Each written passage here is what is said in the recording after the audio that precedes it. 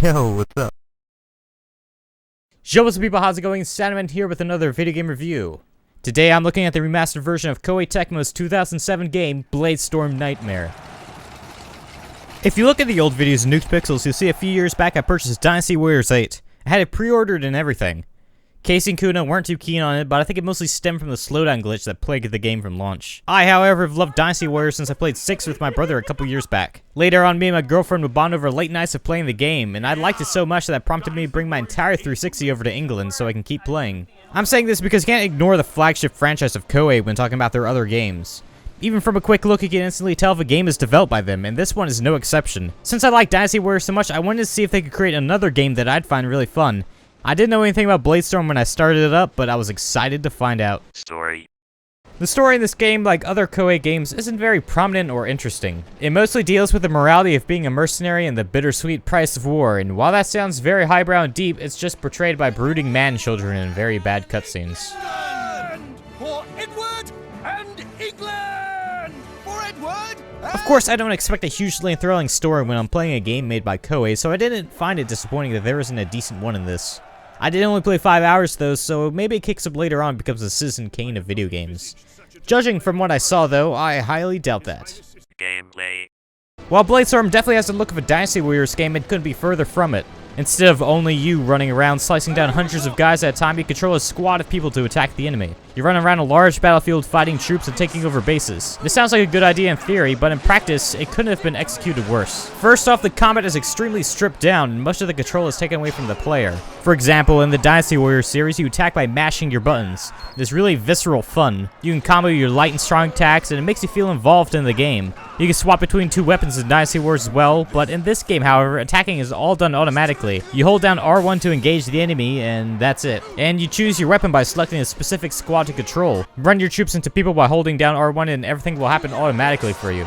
You can't control your main character separately while in squad mode, so much of the time you'll be flailing in thin air while trying to get your soldiers to attack. Being able to command a squad separately while you go do something else would be a great improvement to this game. You can sort of do it with another teammate provided by the AI, but I only had another teammate once during my playthrough. You can do special attacks like dashing or powerful strikes, but they're very boring and they don't make you feel any more engaged in the game.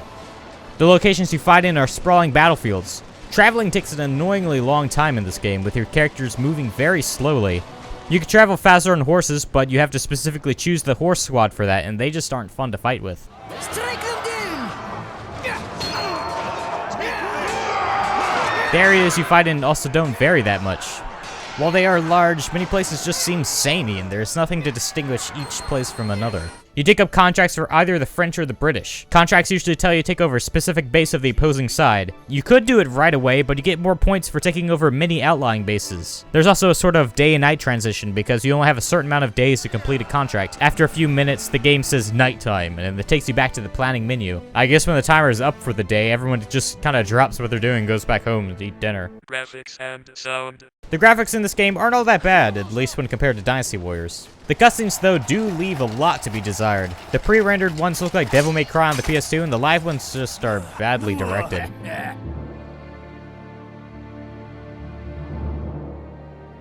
The voice acting in this game is really awful as well. I don't know who they hired to do voices, but each line it seems like people just forget that they're supposed to have accents. And when they do have consistent accents, they just sound weird. Both English and French alike come here in order to petition assistance.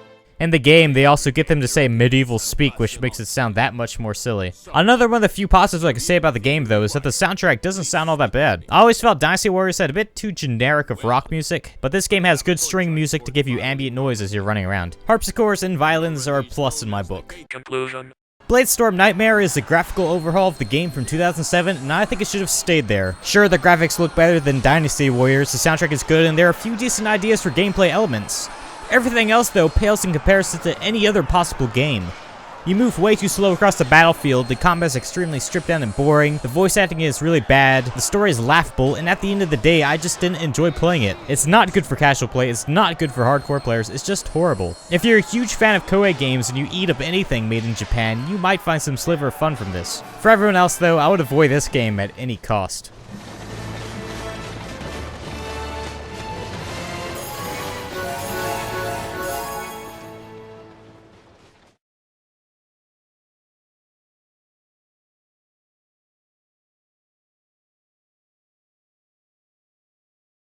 Hey people, thanks for listening to my review as usual. I was very disappointed in Bladestorm Nightmares. I went nothing but the best of intentions into it.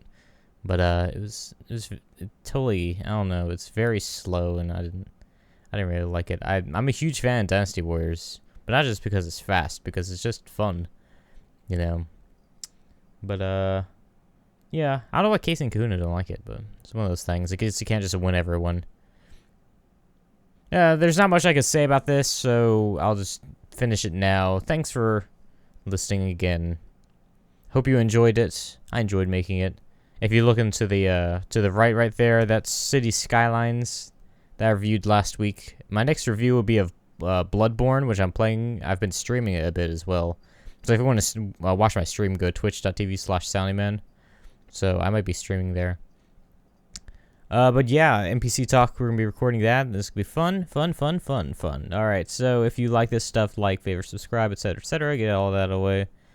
Alright, I'll see you guys later.